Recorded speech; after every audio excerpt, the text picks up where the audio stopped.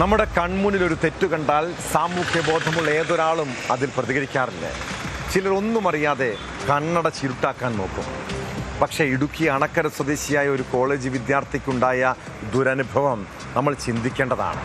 ഹോസ്റ്റലിൽ ലഹരി ഉപയോഗിച്ച വിവരം അധ്യാപകരെ അറിയിച്ച വിദ്യാർത്ഥിക്ക് സഹപാഠികളുടെ ക്രൂരമർദ്ദനം. വിദ്യാർത്ഥിയുടെ ജനനേന്ദ്രിയം തകർത്തു.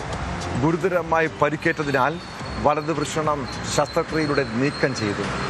ഇടുക്കി അണക്കര സ്വദേശിയായ 19-കാരന് നേരെയായിരുന്നു ആക്രമണം.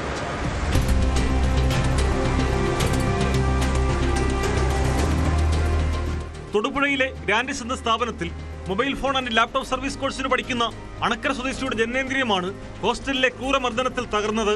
ഒപ്പം താമസിക്കുന്നവർ ലഹരി ഉപയോഗിക്കുന്ന ദൃശ്യം അധ്യാപകന്റെ നിർദ്ദേശപ്രകാരം പകർത്തി നൽകിയതിനായിരുന്നു മർദ്ദനം.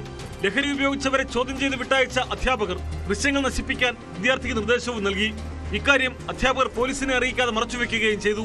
മർദ്ദന കേസുമായി ബന്ധപ്പെട്ട് പ്രായപൂർത്തിയാകാത്ത ഒരാളെ തൊടുപുഴ പോലീസ് അറസ്റ്റ് ചെയ്ത് ജുവനൈൽ ജസ്റ്റിസ് ബോർഡിന് മുമ്പാകെ ഹാജരാക്കിയ ശേഷം വീട്ടുകാർക്കൊപ്പം വിട്ടയച്ചു.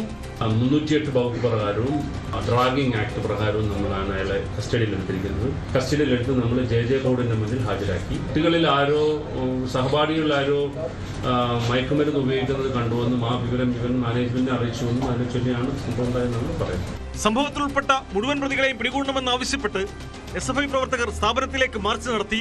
മാർച്ചിനിടെ ജീവനക്കാരുമായി ഉന്തും തള്ളുമുണ്ടായി. സംഭവത്തിൽ ഉൾപ്പെട്ട 3 വിദ്യാർത്ഥികൾക്കെതിരെ നടപടി സ്വീകരിക്കാമെന്ന ഉറപ്പിലാണ് 2 മണിക്കൂർ നീണ്ട പ്രതിഷേധം അവസാനിപ്പിച്ചത്. പോലീസ് അന്വേഷണം തുടങ്ങിയപ്പോഴാണ് സംഭവം അറിയുന്നതെന്നാണ് സ്ഥാപന മേധാവികളുടെ പ്രതികരണം. വധശ്രമം, റാഗിംഗ് തടയൽ നിയമം എന്നിവ ചുമത്തിയാണ് ഇപ്പോൾ കേസെടുത്തിരിക്കുന്നത്.